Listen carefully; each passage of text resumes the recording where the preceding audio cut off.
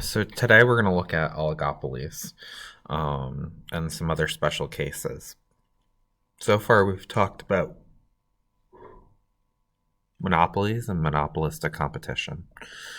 So oligopolies are going to be when we have an industry or market that's controlled by just a few firms, so a small number of firms.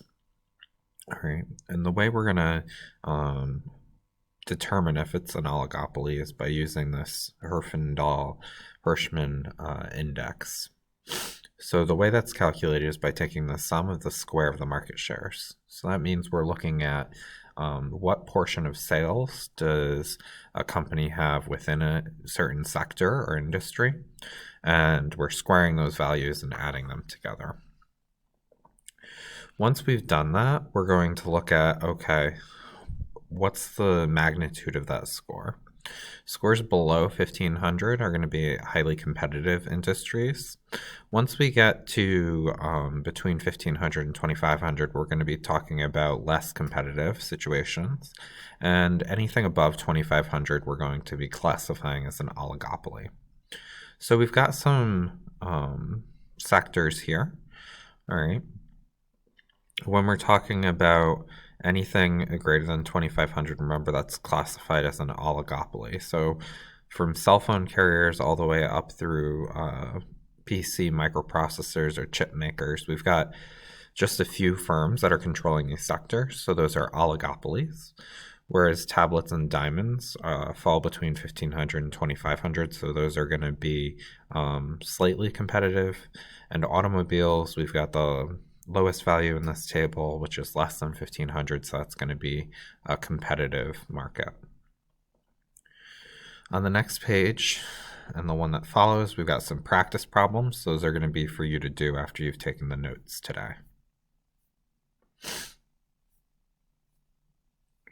So what about special cases of oligopolies, and what about their behavior? How can they manipulate the market? So a special case is a duopoly, and that's where we only have two firms that control an industry. On our previous page, we had Intel and AMD, our chip makers. There are only two. When we're talking about airline manufacturers, we have Boeing and Airbus as our main manufacturers for large body jets. So those are examples of industries that are duopolies, controlled by two firms. When we have a situation where there's two or only a few firms in a market, they can collude. Right? And collusion just refers to working together to control the quantity available and the market price. So this is where companies can increase their profits by working together to charge consumers higher prices. There's some reasons why it's not always practical. It does require a high level of coordination, right? But it is a downside of a market where there are only a handful of firms. A cartel is when we have a formal arrangement between a few firms to reduce the output and raise prices. So an example of this is OPEC, the oil producing countries in the Middle East. Right? They have an agreement to work together to keep the quantity of fossil fuels provided in the market low and the prices stable. Right? Their power has been reduced because America has since become a leading oil producer as well. But that cartel was for quite some time controlling oil prices. And then on the other side of the spectrum, the opposite of collusion, we've got non-cooperative behavior. So this is when firms refuse to work together to raise prices, right? And the reason they would do that is because it is illegal to collude.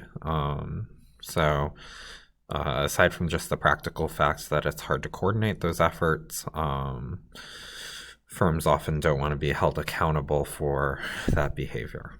Interdependence is just going to refer to firms that rely on each other. So if we're thinking about a steelmaking firm, that's going to rely on the firms that use that steel to produce goods, right? So, what framework do we use to talk about collusion and non cooperative behavior? Well, the study of those actors and how they behave is called game theory. So, this is where we're looking at a firm or an individual's choices based on a given set of incentives. Those incentives result in a payoff, so a benefit we can get from our choice, and a payoff matrix, which shows the possible payoffs for our decisions. You're going to need to pause the video here to take down this table. But we've got two firms that we're considering, firm A and firm B, right? And we're looking at their choices, whether to produce 30 or 40 pounds. So if they're producing 30 pounds, they're restricting the output, and they're colluding to keep it lower. So if you're looking at this, firm A has an incentive to make 40 million pounds because they are going to gain 20 million, right? So plus 20. Firm B has the same incentive, right? But the impact on firm A is they're going to lose 30 when that occurs. So looking at the situation where firm B produces 40 million and firm A produces 30, what does firm A think of going to that producing 40? Well, they're going to gain 10 million in sales, right? So even though the end point, that $160 million, is lower than the initial point where they're colluding of 180 million, firm A has an incentive to increase their production regardless of what firm B does, because when they increase their production, they're going to be increasing their profits if firm B decides to keep their quantity lower. And if firm B decides to increase their quantity, they're still increasing their profits by 10 million.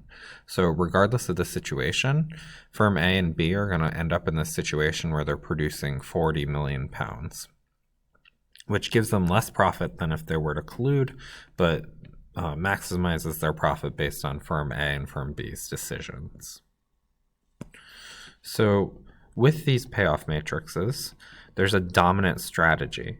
So the one that maximizes the payoff for the firms. So what we were just talking about, where firm A is going to produce more regardless of firm B's decision, that's them maximizing their profit with every possible decision firm B makes. So that's going to be their dominant strategy. There's this famous problem, which is called prisoner's dilemma, about the length of a sentence that a prisoner gets. Whoops. All right. So the prisoner's facing a term in jail, both of them are, and they're looking at whether or not they should confess. Well, the prisoner A, if they confess and prisoner B does not, gets a reduction in sentence of 1 year, right? If they don't confess and prisoner, so we got -1. So prisoner A is going to want to confess, right?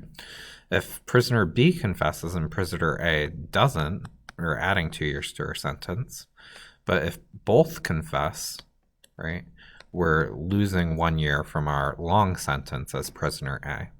So prisoner A has an incentive to confess regardless of what prisoner B does, because if prisoner B does not confess, right, that prisoner A is going to lose a year off his sentence. And if prisoner B does confess, we still reduce our sentence by a year. So strategic behavior is going to be where we make a short run, we sacrifice our short run benefit for a long run gain. This tit for tat idea is going to be where we exchange trade favors for mutual benefit. So in this scenario, right, they would both benefit from doing nothing, all right, not confessing, versus a situation where they both confess. So that could be a tit for tat. And tacit collusion is just where there's an unspoken or unwritten agreement to have that behavior. All right, antitrust policy is where the government tries to prevent market from becoming too concentrated, so from forming a monopoly or oligopoly. We had looked at the cellular industry, which was already classified as an oligopoly, and for a while the government was blocking the merger of Sprint and T-Mobile on the grounds that it would make the market less competitive. So in a situation where it's already oligopolistic, you're going to make it even less competitive. Recently, that merger has been approved because of a change in the enforcement arm of the government under the new administration. All right, so what then are the factors that make it hard to collude or prevent collusion? Well, it's really difficult to collude if we're in a situation where there's more than two firms. There's kind of too many players for it to be easy for the companies to work together. The other thing is we've got complex products and pricing, right? There's too many differences between companies' products to make it easy to change the price. So in our case study, we looked at the price of airline tickets and the associated fees. Those products were less complex because they were more interchangeable, the service was. But for the most cases, we're going to have complex or slightly differentiated products, and that's going to make it hard to fix the price, right? And then differences in interests. The firms don't always have the same goals in mind longer term, right? They would frequently want to maintain their competitive advantage, and to do that, it's not always in their interest to cooperate. And then there's also this idea of buyer bargaining power, which says that producers are charging a higher price would be impractical, all right, when the products are purchased in a large volume.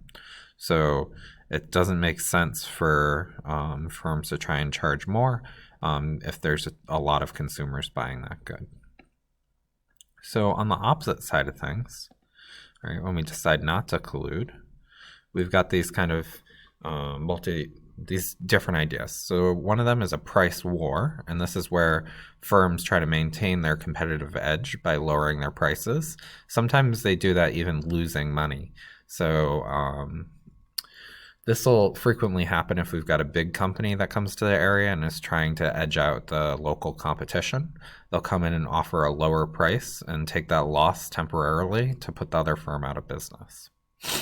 All right, product differentiation just refers to when there's differences in product. So maybe Samsung has a better camera than Apple, so that would be differentiating the Samsung product from the Apple product. Price leadership is where we have one firm that has the largest market share and they're able to control the price, like set the price for other firms. So since they have such a large market share, other firms are going to kind of follow their lead. And then we have the non-price competition, right? And this is when we have a tacit understanding to not compete with one another. So examples of this would be something that has little relevance to the price, but advertising campaigns. So if both firms tacitly understand we're not going to engage in advertising, right, that's going to increase their profits. So go ahead and do those two practice problems and have a great day.